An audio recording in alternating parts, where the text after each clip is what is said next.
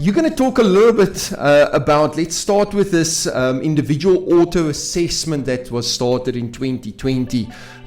What is the benefits? How does it work? Is it worthwhile looking at it? And what is it? What is auto assessments? Yeah, so SARS started rolling out this auto assessment last year, and a lot of taxpayers has contacted me, and I've realized they don't trust SARS in this auto assessment. Yeah, they're going to just put in figures and deduct more money than should. Exactly, and they're scared of SARS, so they just forward me this auto assessment. They're like, help, I have no idea what to do. And in most cases, what I found, if you're a salaried employee and you only receive one income, and that may include an annual bonus, most of your documentation, like your medical aid certificate and your retirement or your pension fund contribution certificates, are all sent to SARS. Automatically updated on the system. Exactly. Basically. So SARS has got all the information to automatically assess you without you having to want to claim. If you don't have additional expenses to claim or additional income to declare, chances are that auto assessment is correct. Yes. Then it will be to the individuals a benefit to accept it, because then you don't have to pay a tax practitioner to do the calculation just to confirm that what SARS has done is correct. Correct, yeah. So when, let's say, for example, this year you feel that, listen, I didn't have any major issues, so I'm just going to accept the auto assessment.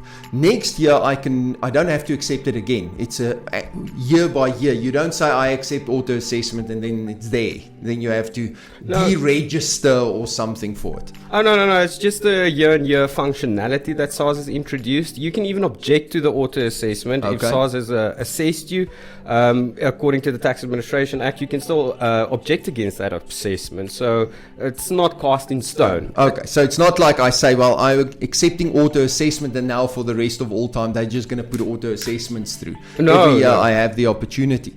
What are the kind of things that a individual that has a normal employee, that has a salary and a pension fund and a medical, what kind of things could have happened during the year for them to not need to accept that auto assessment? Things like extra medical expenses or things. What would cause somebody to say, listen, I might have extra expenses that I can claim, so let me not accept this auto assessment?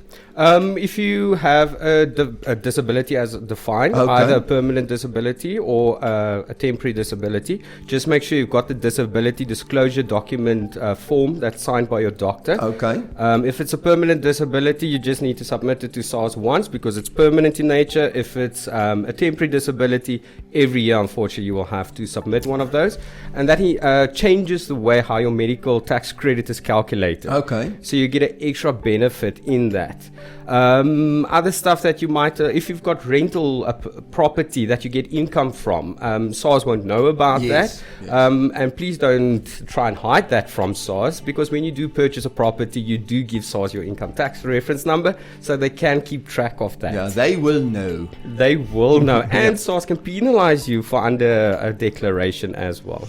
Yeah, that's never a good thing. So yeah, a lot of people think that it's purely in their best interest not to declare certain incomes, where they should actually look at it more of, well, the fact that I have more income potentially gives me more deductions as well, because now I have a rental income, but that property, the expenses on that property, the interest on the bond, those kind of things I can then claim back from SARS. So if I don't declare the income, I don't have access to the deductions either. Am I right? That's correct. So if you do have, let's say for instance in South Africa, a side gig, a job on the side, additional to your income, and that side gig hasn't grown to a profitable position yet, you can deduct that loss against your taxable income, and in that you get refunds from SARS. And remember, people get this confused a lot. You can only get a refund if you pay tax.